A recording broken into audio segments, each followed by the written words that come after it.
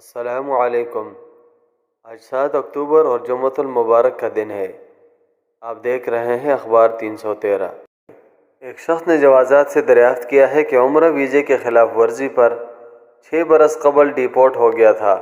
کیا اب کسی ورک ویزے پہ مملکت آ سکتا ہوں؟ اس کا جواب دیتے ہوئے جوازات کا کہنا تھا کہ ڈیپورٹ ہونے والوں کو سسٹم میں تاحیات بلیک لسٹ کر دیا جاتا ہے۔ وہ افراد جنہیں مملکت سے شعبہ ترحیل کے ذریعے بھیجا گیا ہو انہیں کسی دوسرے ویزے پر مملکت آنے کی اجازت نہیں ہوتی۔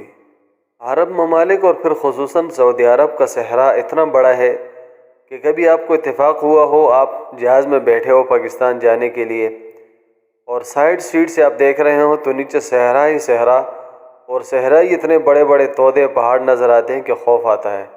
مکہ مکرمہ ریجن میں ایسے ہی واقعہ پیش آیا کہ 5 افراد گھر سے نکلے تو رستہ بھول گئے اور صحرا میں بھٹک گئے تو ان کی گمشدگی کا امدادی ٹیموں کو بتایا گیا تو سعودی امدادی ٹیم نے ہر طرف پھیل کے بڑی مشکل سے ان کو ڈھونڈ لیا ہے اور ان کو طبی امداد کے لیے منتقل کیا ہے۔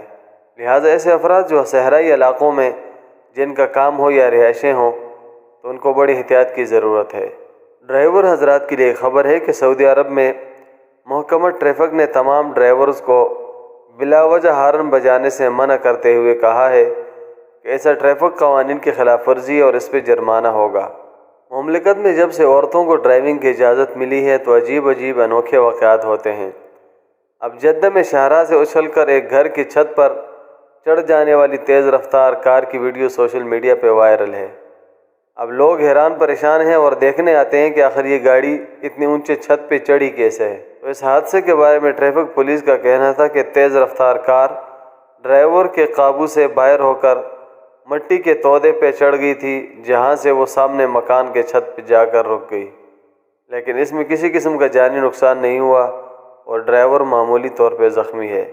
رابطہ عالمی اسلامی کے سیکرٹری جنرل ڈاکٹر محمد بن عبد الکریم العیسیٰ نے کہا ہے کہ سیلاب سے متاثرہ پاکستانی بھائیوں کو تنہا نہیں چھوڑیں گے، مشکل میں گھرے متاثرین کے بحالی کے لیے ہر ممکن کوشش کریں گے۔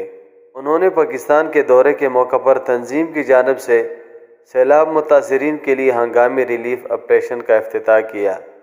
اس آپریشن کے تحت سیلاب سے متاثرہ علاقوں خیبر پختونخوا، جنوبی پنجاب، سندھ اور بلوچستان میں ریلیف کا سامان متاثرین میں تقسیم کیا جائے گا۔ اس موقع پر خطاب کرتے ہوئے انہوں نے کہا ہے کہ تنظیم کی بنیاد ہی اخوت اور بھائی چارے پر رکھی گئی ہے۔ پاکستان اس تنظیم کا اہم رکن ہے۔ پاکستانی عوام ہمارے بھائی اور بہنیں ہیں جو اس وقت مشکل سے دوچار ہیں۔ ہم پوری کوشش کریں گے کہ ان کے زخموں پر مرہم رکھ سکیں۔ آپ کی قیمتی وقت کا انتہائی شکریہ۔ اللہ نیچے حافظ۔ سبسکرائب کے بٹن پہ کلک کریں، بیل کے آئیکن پہ کلک کیجئے تاکہ ہر نئی ویڈیو کی نوٹیفیکیشن آپ کو مل جائے۔